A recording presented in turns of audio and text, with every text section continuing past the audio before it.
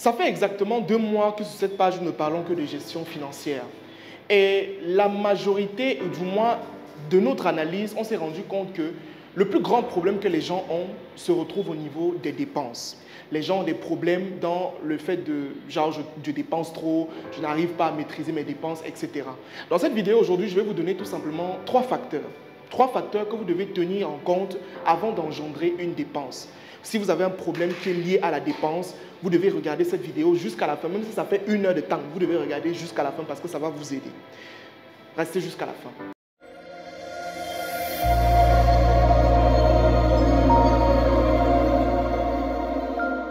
Je me présente rapidement, je m'appelle Franck Bossi, je suis le promoteur de la startup Pusher Mindset.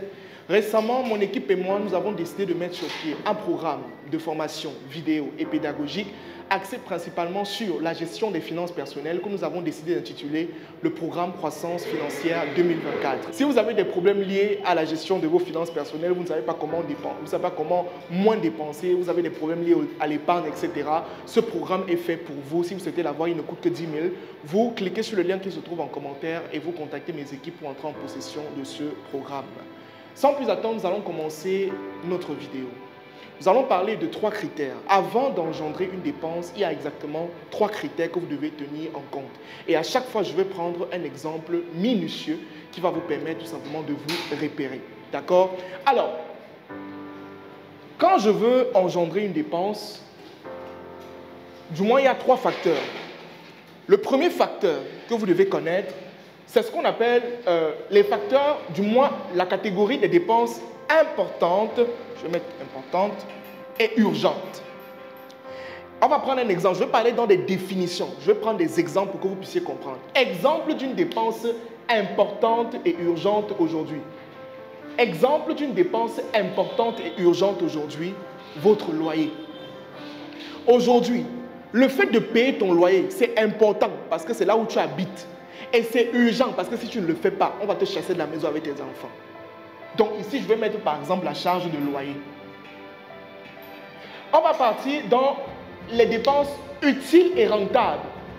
Un exemple d'une dépense utile et rentable, je vais dire n'importe quoi, l'achat d'une formation.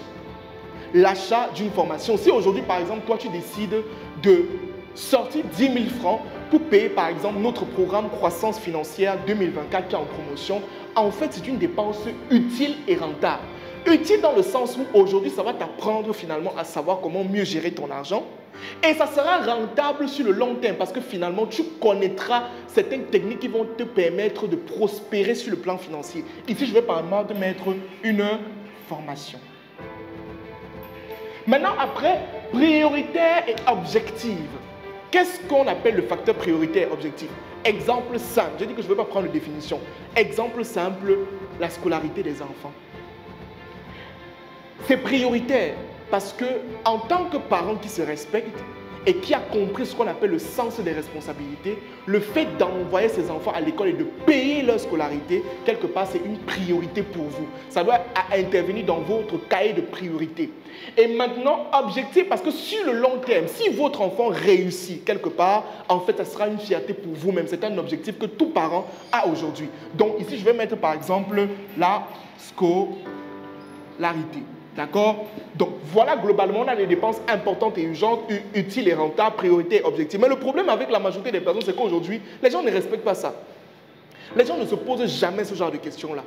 Une personne aujourd'hui va engendrer des dépenses excessives sans se demander si c'est important et urgent. Par exemple, le fait, par exemple, d'aller en boîte de nuit, maintenant, si tu as gagné peut-être ton salaire 100 000, ou bien, prenons un cas simple, par exemple, je vais prendre les Ivoiriens. Aujourd'hui, par exemple, vous êtes la nation où les projecteurs, tous les projecteurs sont sur vous aujourd'hui. Vous avez gagné la CAN dernièrement. Et supposons par exemple que vous avez gagné la CAN et finalement vous décidez de fêter, même si ce n'est pas toi qui dois fêter, ce sont les joueurs qui doivent le faire, mais par patriotisme, tu décides d'aller fêter. Tu vas aller en boîte de nuit et tu vas dépenser beaucoup d'argent. Bon, en ce moment, cette dépense-là, la question que je veux poser, est-elle nécessaire? Tu vas dire non, vraiment, même les joueurs fêtent aussi, mais tu n'as pas le même statut que les joueurs. Eux, en fait, c'est comme une récompense, en fait.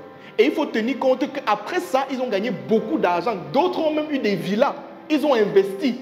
Donc pour eux, c'est comme un moyen de se relaxer, de se récompenser de l'effort qu'ils ont fourni.